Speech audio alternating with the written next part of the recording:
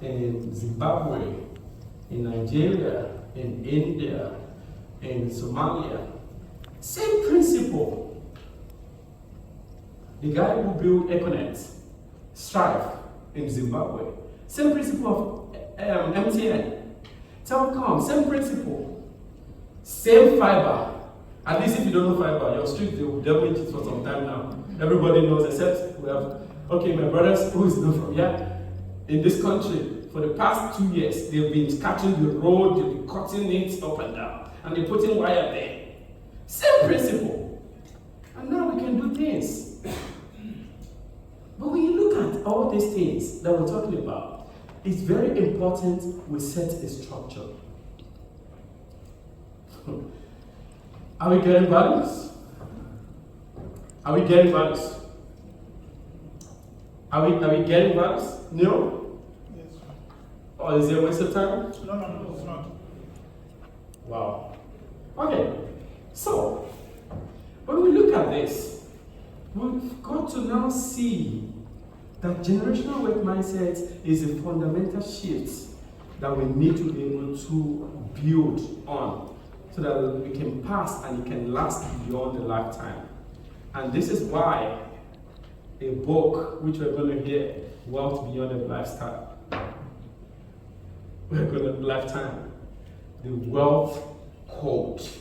Because I was telling you, one of my millionaire mentees some few weeks back, I said, the wealthy people have a code.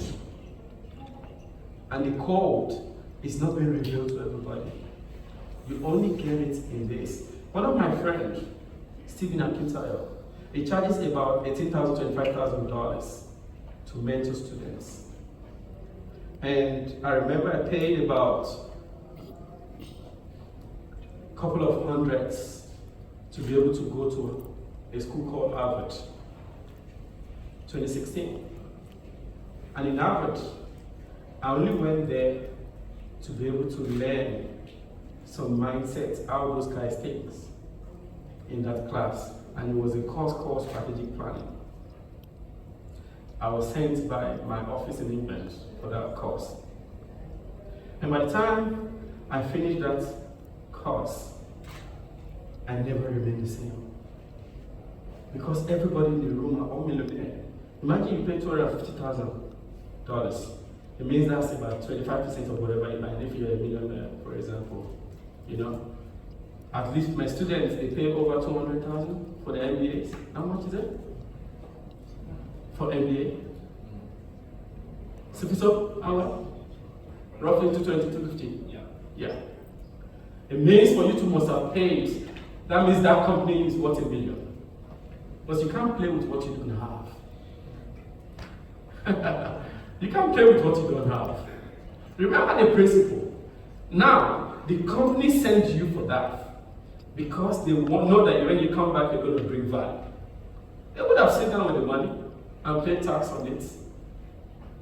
But now they call it personal development or capacity development or institutional development. They put a structure in that place so that you can be able to go learn and come and improve on what you do. And by the time you come back, they will be able to promote you. And that was how I rose to the point of a director. And I got to the peak of my career in England. And I resigned. So they say, whoa, you must be crazy, Julius. You've been serious here. You've been serious. I said, yeah, because I'm not getting food. So I have to go. Because, you know what? I'm tired of speaking English every time. And I'm tired of always, same thing every time. Because when you look at the world, the mindset is different from the poor mindset. You know what they do? 8 o'clock, 5 o'clock they wake up, they go to the shower, they eat in the morning, they head out, they get to the meeting, 8 o'clock, 4 o'clock they are back, 5 o'clock they are in traffic, by 6 o'clock they get home, they cook, they eat, and they go to, or they watch TV till 8 o'clock, soap it, and they get, tomorrow again they just repeat the same thing. Like that, like that, like that, like that, like that, like that, for 60 years. For 63 years, your time was sold. Someone came to my house. One of my Chinese partners came to our house. He said, why are you working like the Chinese people? They don't have a close time. I said, because I've spent a lot of time sleeping. I've slept in those days. Where is it? It's 10%. I've slept too much. So many people can testify to what I'm saying. At least I have a lot of. He was awake 2 o'clock some days ago. 2:30. Working on an assignment I give to him. My students, when they send me their work, they get it 1 a.m. sometimes. They get a response that time. Somebody say, you don't have a closing time? I'm connected to Canada office, I'm connected to US time. I work with odd hours. We have businesses everywhere. And how can you be able to? I don't need to make a decision, but I've got to just make sure. I'm just there in that meeting for my presence because some people really like that presence. But I speak last in every meeting. Because I give opportunity to those who are junior, to senior, and everybody before I speak. Because if I'm not there, that's why my wife also started building a business. Because we practice everything we do. My wife has a fashion line. She started a cleaning business. She started ESP. I said, that is how you do. Because if you don't take your time seriously, people will dictate what you are meant to earn for you. And you can't earn like footballers. You can never earn like footballers. You can only earn by footballers. And there is a lot to what we are talking about. That is why we've got to start thinking of how to see the values and the world DNA. Because just like our places, like the way we are in today, some people when they ask them, what's your DNA? What's your blood genotype? In South Africa, some people don't even know their genotype.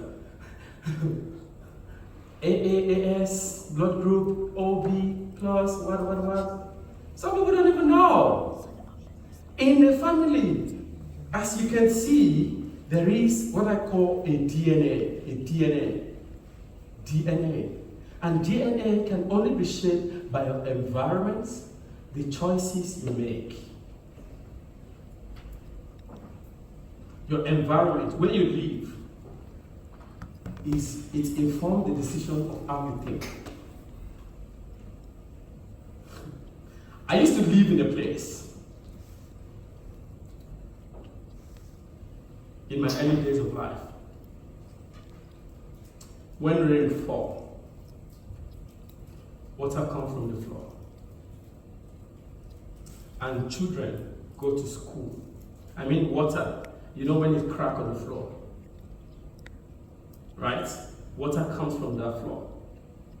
And in that environment, because we normally use car to go to school. In that environment, children go to school in that same water. The water will be here. They take the shoe in their hand. I once lived in that kind of environment. And by the time I finish, you know what I do? Every houses I build must have a tile. Because of that kind of environment I've lived. Because I learned a lesson there. And I put structures. Even when they're doing every of our houses, our real estate properties, they put nylon under it. They put concrete under it. They put sand and they put tiling on top. So that no matter what's going to happen, if rain falls, the house still becomes waterproofs. So, we've got to know that whoever our children work with, what they are studying, it's not that sometimes it is always so hard for children to study anywhere. No. I know sometimes it's about the pocket of the parents. I also know that sometimes, because this is where we were brought up from, at the end of the day, remember that your children will only do business or have friends from those that they study with. When they graduate, they become friends to somebody. Or they can even have a boyfriend, girlfriend from that same place. And you don't know what kind of value those kind of children are. And I know some of us can also attest to it in the early days of school. Some of us are partner today are those we study with. And some of us are partner today are business partner. And some of us, those students that we were before, there are people who just say, hey, I don't want to associate with that guy today. Because you don't know what choices become. And now, when you go to A-League schools, you have what I call the positive mindset. Because the curriculums are also different. It's the same curriculum, but they are taught in a different style. When I was growing up, I started learning how to write A, B, C, D. And I will they start teaching me how to become, to pronounce, to put the structures, to be able to, they start telling me how to pronounce words. They start telling me how to add numbers. They start putting a lot of things. And this is why we've got to know what to do with our children, so that their mindsets are positives. The schools they go also affect them. The friends they talk to also affect them. If they are from the home where the principles are not being taught and the values are not being taught, they can't become what they are meant to be. And remember that whatever they do, there's what I call financial operating system, OS. In some families, you can't discuss finance. They either bring gun over you. Am I right? No. I can see you talk and say, yeah, you just hit the nail on the head. When you discuss money in some families, you can't even talk about how much you have. Even as husband and wife, say, I can't let her know my money. My money, my wife control my money. Yeah. Oh, she's not here. I was thinking she's there. And it's not that maybe there's anything, but because I've seen that she's on the same wavelength with me. She's gone through the same classes I've been to. She can't even, I have to give approval. That's just it. If there's no approval by my word, nothing. My bank in England, I just speak to them by video. Or maybe I just use the facial recognition in Barclays and they approve that money. Because these days is technology. So when you look at what I'm talking about, there is what I call operating system. And everything we're talking about builds on that. And future generation needs to know how to make, how to manage, and how to multiply money. Many people do not know how to, they only know how to spend the money. Am I lying? Triple MMM. They only know how to spend the money. That's what they know. You need to let them know how to make, how to manage, and how to multiply the money, and how to manage the money. And that is generational wealth. How to make, because you want to create. How to be able to multiply by scaling that business.